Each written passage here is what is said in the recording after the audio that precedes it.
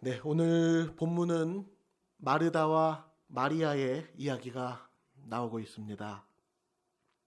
본문에는 마르다의 헌신적으로 봉사하는 모습, 그리고 마리아의 말씀에 경청하는 모습이 확연히 차이가 날 만큼 대비적으로 묘사되고 있습니다. 그래서 우리는 보통 마르다와 마리아를 일종의 대결 구도, 즉 서로 대치된 구도로 놓고 이해하는 경향이 있습니다. 마르다처럼 봉사가 우선인가, 아니면 마리아처럼 신앙과 경청이 우선인가, 이런 식으로 우리는 본문을 아주 단순하게 도식화하여 접근하는 방법을 사용했습니다. 그런데 오늘 본문의 말씀을 우리가 좀 더 바르게 해석하기 위해서는 마르다와 마리아가 아니라 제일 먼저 예수님께 주목하는 관점이 필요합니다. 왜냐하면 본문의 이야기는 예수님의 이야기를 풀어가는 중에 예수님이 베다니에서 만난 두 여인의 이야기를 다룬 것이기 때문입니다. 이 부분을 좀 더 쉽게 말씀드리면 본문의 마르다와 마리아의 이야기는 하나의 독립된 이야기가 아니라는 점이 중요합니다. 마르다와 마리아의 이야기는 예수님의 이야기라는 거대한 맥락 속에서 연결되어 주어진 사건이라는 것입니다. 누가복음에는 처음부터 예수님의 이야기가 마치 거대한 강물이 거대한 물줄기를 이루면서 흘러가는 것처럼 그렇게 진행되어 왔습니다. 그러다가 10장 후반부에 이르러 오늘 본문에 예수님이 두 여인 마르다와 마리아를 만나신 일이 있었던 것입니다. 따라서 본문에서 가장 중요한 주인공은 예수님이십니다. 예수님의 이야기라는 거대한 그림 속에서 오늘 본문을 이해하는 것이 옳은 해석 방법입니다. 그러므로 일단 누가복음에서 예수님의 이야기가 어떻게 흘러가고 있는지 전후 문맥을 충분히 파악하는 일이 제일 먼저 필요하겠습니다. 예수님께서 마르다와 마리아의 집에 들어가시기 전에 어떤 흐름과 상황을 거쳐 가셨는지, 그래서 예수님이 이 마르다와 마리아의 집으로 들어가실 때 주님이 마르다와 마리아에게 가장 원하셨던 바가 무엇이었을까를 잘 유추하면서 문맥을 고려하여 해석을 해야 됩니다. 이런 해석 방법에 따라 오늘 본문의 이야기를 잠시 살펴보도록 하겠습니다. 본문에 먼저 38절에 보시면 이렇게 시작하고 있습니다. 그들이 길 갈 때에 라고 시작하고 있습니다. 예수님은 어떤 길을 가고 계셨을까요? 그들이 길 갈 때에 라는 이 부분이 아주 중요한 단서를 우리에게 알려주는데요.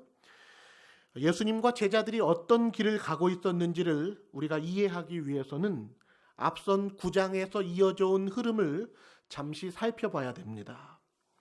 누가복음 9장 28절에서 36절에 있는 내용에 보면 예수님의 변화산 사건이 나옵니다. 예수님의 용모가 변화되고 그 옷이 휘어져서 광채가 났습니다. 그때 모세와 엘리야가 영광 중에 나타나 예수님과 대화를 나눴는데요.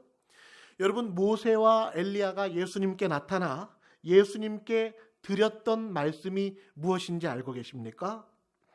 9장 31절 말씀에 보시면 모세와 엘리야가 예수님께 드렸던 말씀의 내용이 무엇인지를 알려주고 있습니다. 제가 9장 31절 한번 읽어드리겠습니다. 영광 중에 나타나서 장차 예수께서 예루살렘에서 별세하실 것을 말할세. 변화산 사건이 있었을 때 모세와 엘리야가 예수님과 대화를 나눴는데, 이때 모세와 엘리야가 예수님께 드렸던 말씀의 내용을 보니 장차 예수님께서 예루살렘에서 별세하실 것을 말하였다고 기록하고 있습니다. 예수님께서 예루살렘에서 돌아가실 것을 모세와 엘리야가 예언하였다는 것입니다. 구체적으로 예루살렘에서 별세하실 것을 말하였습니다. 그리고 9장 51절 말씀에도 보시면 이렇게 기록하고 있습니다. 예수께서 승천하실 기약이 차감해 예루살렘을 향하여 올라가기로 굳게 결심하시고, 예수님께서는 자신에게 주어진 십자가의 사명을 분명히 깨닫고 계셨습니다. 그래서 제자들에게도 예수님은 일찍이 세 차례나 순환을 예고하셨고 모세와 엘리야도 예수님께 확증을 해주었습니다. 주님은 이제 그때가 매우 임박했고 승천하실 기약이 다 찼다는 사실을 알고 계셨습니다. 그래서 예수님이 십자가의 쓴 잔을 마시고자 예루살렘을 향하여 올라가시기로 굳게 결심하신 것입니다. 따라서 오늘 본문 말씀 10장 38절에서 그들이 길 갈 때에 라는 이 부분에 예수님과 제자들이 갔던 길이 어떤 길입니까? 예루살렘으로 향하여 올라가는 길이었습니다.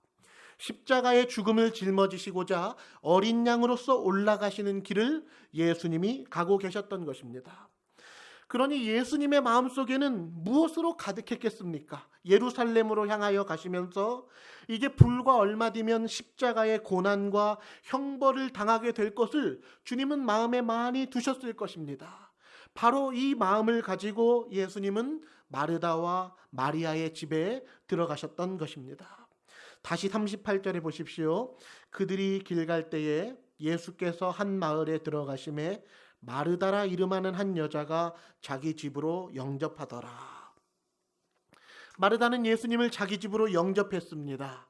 40절에 이어서 보시면 마르다는 준비하는 일이 많아 마음이 분주했다고 기록하고 있는데요. 마르다는 분명히 좋은 마음으로 예수님을 후하게 대접해드리고자 마음이 분주했을 것입니다. 어떻게 하면 예수님을 기쁘시게 해드릴 수 있을까? 이렇게 귀한 손님이 오셨는데 어떤 음식을 차려드려야 예수님이 맛있게 드시지? 그렇게 마르다는 예수님을 성실히 대접해드리기 위해 이리저리 뛰어다니고 있었습니다. 이것은 결코 비난받거나 책망을 들을 만한 일이 아니었습니다. 그런데 이어지는 39절에 보십시오. 그에게 마리아라 하는 동생이 있어 주의 발치에 앉아 그의 말씀을 듣더니, 마르다의 동생 마리아는 언니와는 아주 다른 태도를 보여줬습니다.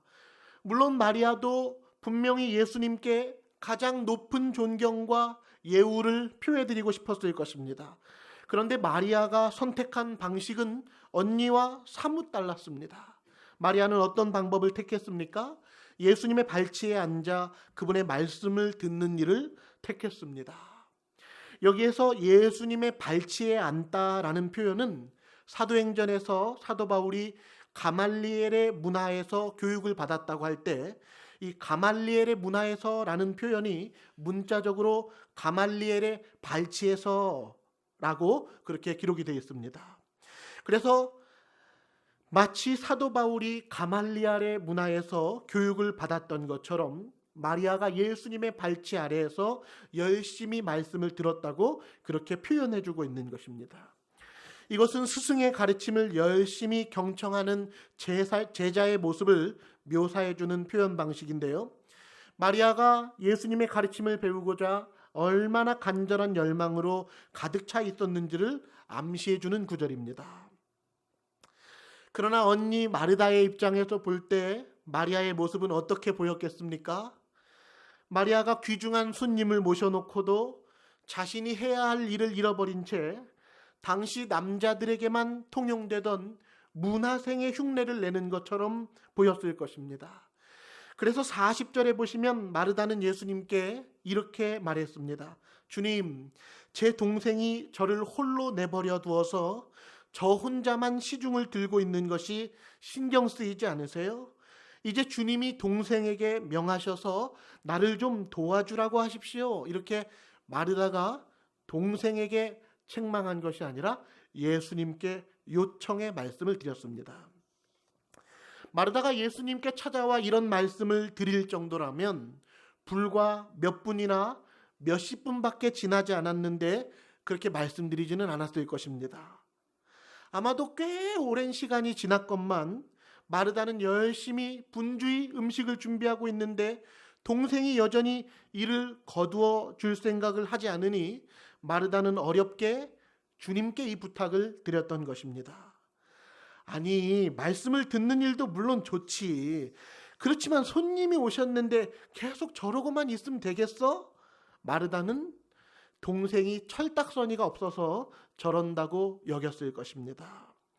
그만큼 마리아는 예수님께 깊이 몰두하고 있었고 오랜 시간이 지나도록 주님의 말씀을 경청하는 데 집중했습니다.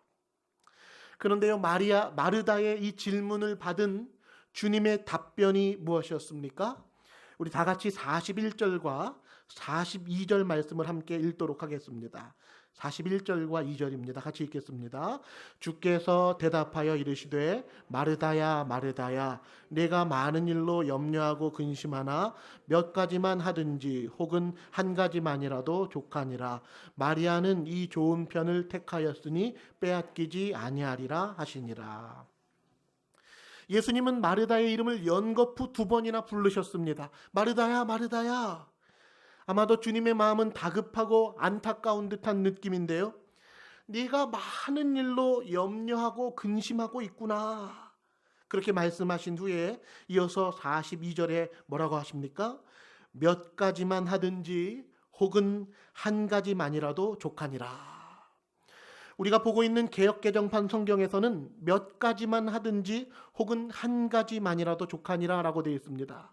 그래서 언뜻 보면 야, 음식을 뭐 이렇게 많이 차리려고 하니 그냥 몇 가지만 하든지 아니면 한 가지도 괜찮아. 어떻게 보면 메뉴의 개수를 말씀하시는 것처럼 보여집니다.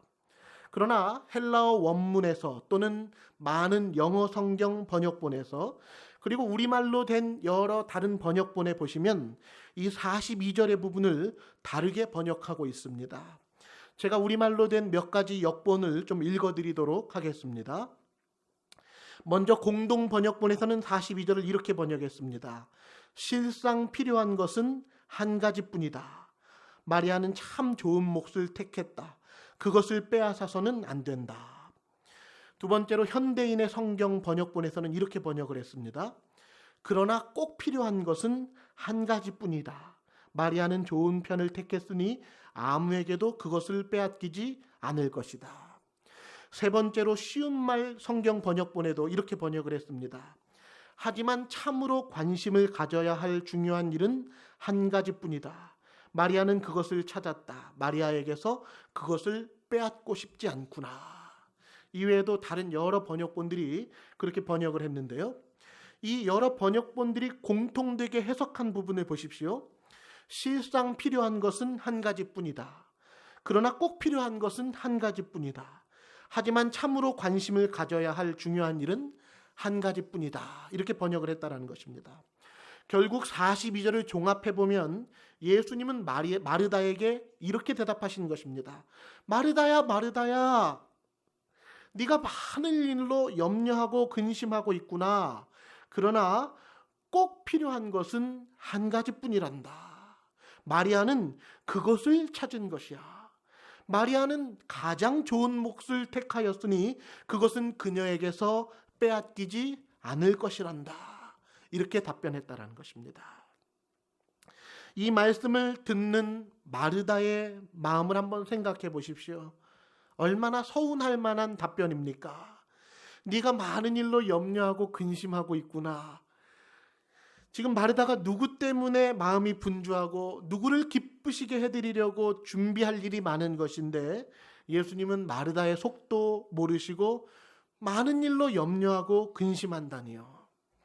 그러나 우리는 예수님께서 마르다에게 왜 이렇게 말씀하셨는지 주님의 편에서 생각해 보아야 된다는 것입니다. 그래서 마르다와 마리아를 보기 전에 주님이 어떤 마음을 가지고 계신지를 우리가 볼 수 있어야만 주님이 왜 그렇게 말씀하셨는지도 우리가 이해할 수 있다는 것입니다. 앞서 말씀드렸듯이 예수님은 예루살렘으로 올라가는 길에 베다니를 들르셨습니다. 예루살렘으로 올라가는 길은 십자가 죽음으로 향하는 길입니다. 사람들은 예수님의 죽으심을 실감하지 못하고 있었지만 예수님 자신은 그날이 다가올수록 그리고 예루살렘을 향하여 올라갈수록 더욱 죽음을 감지하였을 것입니다. 그래서 죽음을 앞둔 이가 사랑하는 사람들에게 마지막 유언을 당부하는 것처럼 예수님도 마리아와 마르다의 집에 그런 의미를 담아 찾아갔을 것입니다. 물론 예수님이 휴식도 취하고 좋은 음식도 먹고 평온하고 행복한 교제를 하시기 위해 그 집에 들어가셨을 것입니다. 그런 시간이 예수님께도 필요합니다. 그러나 예수님은 무엇보다 그분의 곁에 있는 사랑하는 제자들이 예수님의 죽음과 부활에 관한 복음에 대해 참으로 깨닫게 되기를 바라셨던 것입니다. 제자들만이라도 구속사의 의미를 바르게 알게 되는 것이 주님의 가장 큰 관심사였습니다. 그렇지만 안타깝게도 이 누가복음에 이어지고 있는 문맥의 흐름을 보면 예수님의 12 제자들조차도 십자가 죽음의 의미를 깨닫지 못했습니다.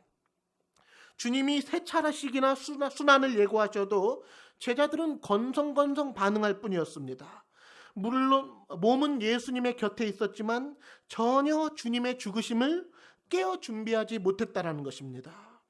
예수님이 자신의 고난과 죽음에 대해 반복해서 말씀하실 때에도 제자들은 여전히 서로 다투면서 누가 크냐고 경쟁과 변론을 벌일 뿐이었습니다.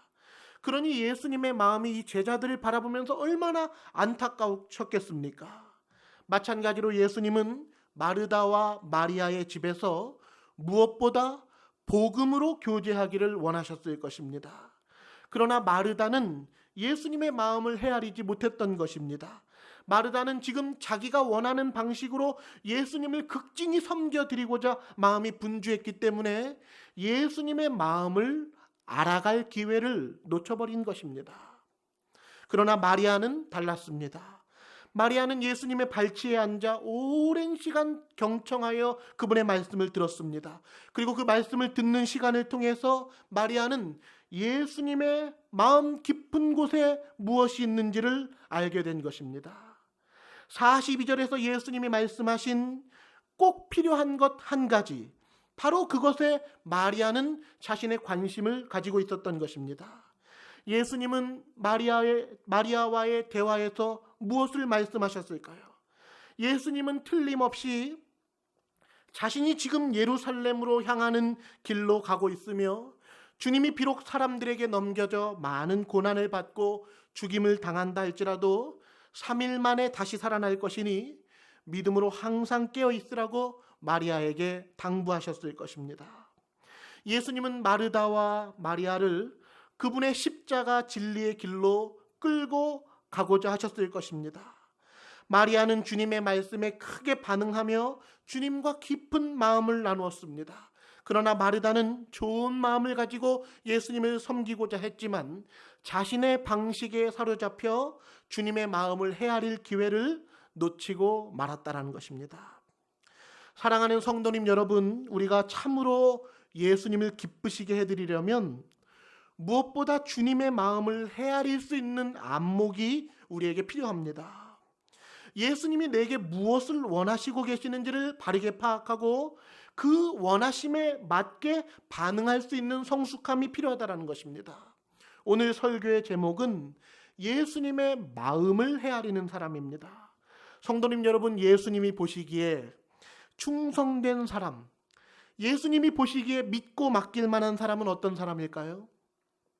그것은 잠언 25장 13절에 이렇게 기록이 되어 있는데요.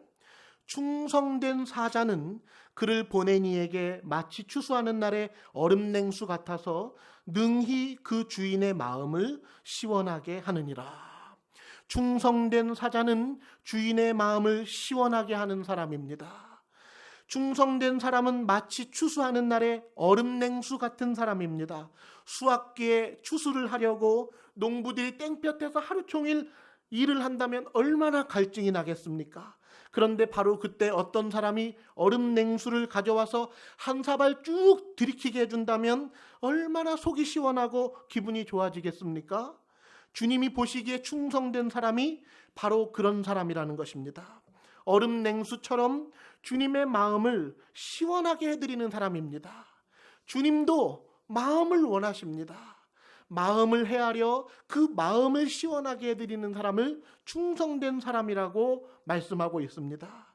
물론 주님의 마음과 상관없이 내가 원하는 방식에 따라 우직하게 충성해도 그것도 나름대로 귀한 일입니다. 그러나 우직한 충성으로는 주님의 마음을 시원하게 해드릴 수가 없다라는 것입니다. 하나님은 구약에서 왜 그토록 다윗 왕을 그리워하셨을까요? 다윗은 하나님의 마음에 합한 사람이었기 때문입니다. 다윗은 하나님의 마음을 헤아릴 줄 아는 왕이었습니다. 다윗이 하나님과 마음을 나누었기 때문에 하나님은 그를 그리워하신 것입니다. 따라서 우리가 진정으로 주님 보시기에, 우리 주님이 보시기에 흡족한 마음이 들도록 해드리려면 우리에게 그분의 마음을 헤아리는 안목과 깊이가 무엇보다 필요하다는 것입니다. 이제 마지막으로 한 가지를 더 생각해 보도록 하겠습니다. 마리아는 예수님의 말씀을 사모했고 주님이 주시고자 하는 가르침에 집중했습니다. 그런데요, 마리아가 아무리 예수님의 발치에 앉아 시간 가는 줄 모르고 주님의 말씀을 경청했다 하더라도 결국 이날에 예수님을 극진히 대접해드린 사람은 누구입니까? 마리아가 아니라 언니 마르다였습니다. 마리아가 한 일이라곤 편하게 앉아 말씀을 듣는 것뿐이었고 예수님의 실질적인 필요를 채웠던 사람은 부지런히 수고한 마르다의 몫이었습니다. 그렇다면 마르다가 더 잘한 것 아니겠습니까? 그런데도 왜 예수님은 마리아를 도리어 칭찬하며 마리아가 가장 좋은 몫을 택했다고 말씀하셨던 것일까요? 마지막으로 이제 생각해 볼 질문은, 과연 마리아는 예수님의 말씀을 듣기만 했을 뿐 아무것도 하지 않았는가라는 질문입니다. 마르다는 그날에 자기의 집에 찾아온 예수님께 극진히 음식을 만들어 섬겨드렸는데 마리아는 말씀만 듣고 그쳤습니다. 그렇다면 과연 마리아는 예수님의 말씀을 듣기만 했을 뿐 아무것도 하지 않았느냐는 것이죠. 이 질문에 대한 답변으로 요한복음의 말씀을 좀 살펴보도록 하겠습니다. 요한복음 11장에는 마르다와 마리아의 오라버니인 나사로가 살아나는 일이 있었습니다. 죽었던 나사로가 살아났으니 온 동네가 얼마나 난리가 났겠습니까? 이 나사로를 보려고 사람들이 많이 찾아들었을 것입니다. 그래서 요한복음 12장 1절에 보면 유월절 엿새 전에 예수님께서 다시금 베다니 마리아의 집으로 찾아가셨습니다. 유월절 엿새 전에라고 되어 있는데요, 우리가 알다시피 예수님은 유월절 어린 양으로 십자가에 달려 죽으셨습니다. 따라서 유월절 엿새 전이라는 이 시점은 불과 십자가 죽음을 일주일 앞둔 아주 임박한 상황이었다는 것을 알 수가 있습니다. 십자가의 형벌을 불과 일주일 앞둔 이때에 요한복음 12장 2절에 보면 이렇게 기록이 되어 있습니다.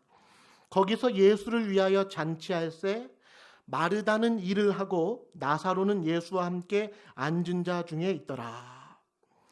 또다시 예수님을 위하여 잔치가 벌어졌는데요, 이때에도 역시나 마르다는 무엇을 하고 있습니까? 열심히 일을 하고 있습니다. 그리고 죽었다 살아난 나사로는 예수님의 곁에 앉아 있었습니다. 그렇다면 이날에 마리아는 무엇을 했을까요? 마리아는 또다시 이전처럼 예수님의 발치에 앉아 말씀을 들었을까요? 이어지는 요한복음 12장 3절 말씀을 우리 한번 같이 읽어보도록 하겠습니다. 요한복음 12장 3절 말씀입니다. 같이 한번 읽겠습니다. 마리아는 지극히 비싼 향유 곧 순전한 나드 한 근을 가져다가 예수의 발에 붓고 자기 머리털로 그의 발을 닦으니 향유 냄새가 집에 가득하더라. 마리아는 어떤 일을 했습니까? 지극히 비싼 향유를 가져다가 예수님의 발에 붓고 자기의 머리털로 예수님의 발을 닦았습니다. 이 모습을 지켜보던 예수님의 제자들은 어찌하여 이 향유를 허비하느냐라고 따지며 분개히 여겼습니다. 그리고 오늘 요한복음 12장 5절에 보시면 심지어 가룟 유다는 더 노골적으로 비난을 했는데요, 이 향유를 어찌하여 300데나리온에 팔아 가난한 자들에게 주지 아니하였느냐라고 따졌습니다. 300데나리온은 대략 노동자의 1년치 품삯에 해당하는 금액입니다. 한 데나리온이 하루 노동하는 노동자의 값이었는데요, 이 한 데나리온을 10만 원 정도로 환산을 한다면 300데나리온은 약 3천만 원에 달하는 고가품이었습니다. 마리아는 이 귀중한 향유를 깨뜨려 예수님의 발에 붓고 자기의 머리털로 예수님의 발을 닦는 행위를 했던 것입니다. 중요한 것은 행위를 했던 것입니다. 성도님 여러분, 갑작스러운 이 마리아의 행동을 우리는 어떻게 해석을 해야 될까요? 이 부분이 아주 중요합니다. 왜 이 앞서 마르다가 열심히 음식을 할 때 마리아는 말씀만 듣더니 또 이번에 잔치가 벌어졌는데 왜 이번에는 갑자기 향유옥합을 깨뜨려 예수님의 발에 붓고 자기의 머리털로 예수님의 발을 닦더라는 것이죠. 왜 그렇게 했을까요? 예수님께서 마리아의 행위를 어떻게 받으셨는지를 보면 우리가 해답을 알 수 있습니다. 7절을 한번 보십시오. 예수께서 이르시되 그를 가만두어 나의 장례할 날을 위하여 그것을 간직하게 하라. 마태복음에서는 이 부분을 좀 더 명확히 예수님이 이렇게 말씀하셨습니다. 이 여자가 내 몸에 이 향유를 부은 것은 내 장례를 위하여 함이니라. 예수님은 지금 마리아가 향유를 부은 행위를 장례를 위한 행위로 받아들이셨습니다.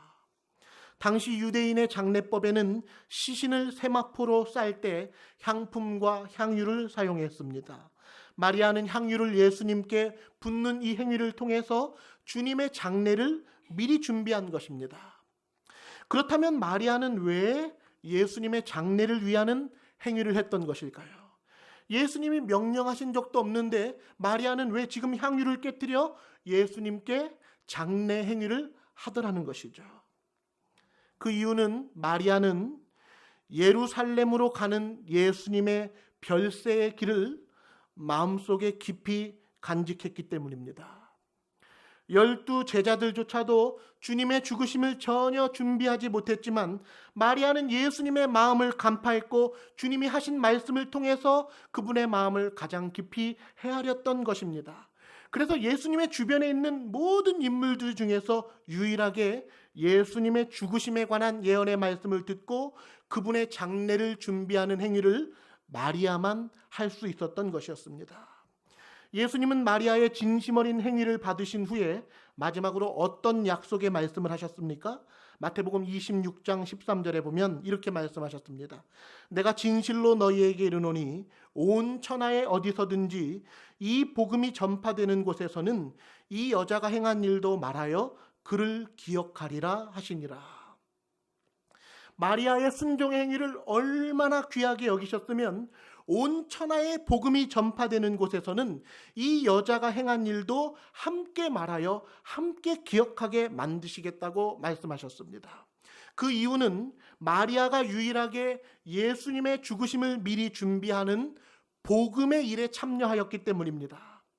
예수님은 온 천하에 복음이 전파되는 곳마다 이 복음에 참여한 마리아의 순종을 함께 기억하게 하시겠다고 약속하셨습니다. 그만큼 예수님의 편에서 볼 때 복음을 위한 일에 참여하는 것은 가장 영광스럽고 귀중한 일인 것입니다. 이제 설교를 마치도록 하겠습니다. 마르다는 자신이 원하는 방식에 따라 예수님을 극진히 섬겨드리려고 마음이 분주했습니다. 물론 마르다의 이 순종은 너무나도 귀한 것입니다. 이 헌신은 너무나도 아름다운 것이죠. 예수님이 손님으로 집에 찾아오셨으니 얼마나 잘 대접해드리고 싶었겠습니까? 그날의 예수님의 필요를 풍족히 채워드렸던 사람은 마르다였습니다. 그러나 마리아는 그날의 예수님의 말씀을 들었습니다. 주님의 발치 아래 앉아 그분이 증거하시는 죽음과 부활에 관한 복음을 들었습니다. 그날의 마리아는 그저 예수님의 말씀을 듣는 일 이외에는 아무것도 하지 않았습니다. 그러나 결국 예수님의 죽으심을 예비했던 사람은 누구입니까? 마리아 한 사람뿐이었습니다. 예수님의 곁에는 12 제자를 비롯하여 주님을 따르는 무수히 많은 사람들이 있었지만, 잔치 가운데 많은 사람들이 있었지만 그들은 예수님의 죽으심을 전혀 준비하지 못했습니다. 왜냐하면 예수님이 하시는 말씀이 그들의 마음속 깊이 들리지 않았기 때문입니다. 상식적으로 생각한다면 어찌 예수님의 장례를 미리 예비하는 행동을 할 수가 있겠습니까? 제자라면 당연히, 주님을 사랑하는 제자라면 당연히 예수님이 죽지 않기를 바라는 것이 이치에 맞는 행동이지, 예수님이 죽으실 것을 받아들여 주님의 죽으심을 예비하는 행동이 오히려 상식 밖의 행동이 아니겠습니까? 그러나 바로 이 행위가 복음을 위한 일에 참여한 행동이며, 예수님은 온 천하에 복음이 전파되는 곳마다 영원토록 함께 기억되어야 할 행동이라고 말씀하고 계시는 것입니다. 사람들이 일반적으로 가지고 있는 통념과 편견과 아집과 욕심 때문에 모두가 예수님의 죽으심에 관한 말씀을 듣고도 진지하게 반응할 수 없었지만, 마리아 한 사람만이 자신의 생각의 틀을 뛰어넘어 예수님이 말씀하신 그대로 예수님의 죽으심에 참여했던 것입니다. 결과적으로 마리아는 마르다보다 더 크고 놀라운 헌신을 드렸습니다. 수천만 원에 달하는 향유옥합을 깨뜨려 단번에 예수님의 장례를 위해 준비하는 일을 했던 것입니다. 주 안에 사랑하는 성도님 여러분, 예수님이 마리아의 집에 찾아오신 것처럼 오늘 우리의 집에 찾아오신다면 주님은 우리 집에서 무엇을 말씀하시겠습니까? 주님은 분명히 십자가와 부활의 복음을 우리에게 말씀하실 것입니다. 십자가와 부활의 복음만이 죄인들을 구원할 수 있는 유일한 생명의 복음이기 때문입니다.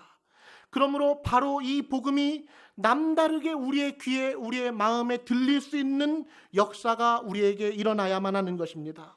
다른 사람들은 이 복음을 듣고도 그 복음이 의미하는 바가 무엇인지를 깨닫지 못하여도 마리아처럼 주님의 발치 아래 앉아 영혼이 송두리째 사로잡히는 강력한 이끌림의 역사를 우리가 체험해야만 하는 것입니다.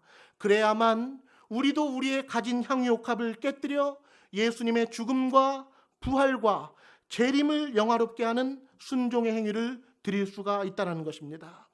주님을 참으로 기쁘시게 해드리고 싶으시다면 가장 먼저 주님이 정말로 말씀하고 싶어 하시는 것을 들을 수 있는 귀가 우리에게 필요하다는 것입니다. 주님의 마음을 깊이 헤아릴 수 있는 안목이 절실히 필요합니다. 바라기는 이 자리에 계신 저희들 모두가 우리가 원하는 방식으로 주님을 기쁘시게 해드리겠다고 고집할 것이 아니라, 주님을 기쁘시게 해드릴 수만 있다면 지금껏 우리가 추구해왔던 방식과 욕심마저 다 내려놓고 주님이 말씀하신 대로, 말씀하신 그대로 주님을 따를 수 있는 사람이 되게 해달라고 구할 수 있는 충성된 종들이 다 되기를 간절히 원합니다.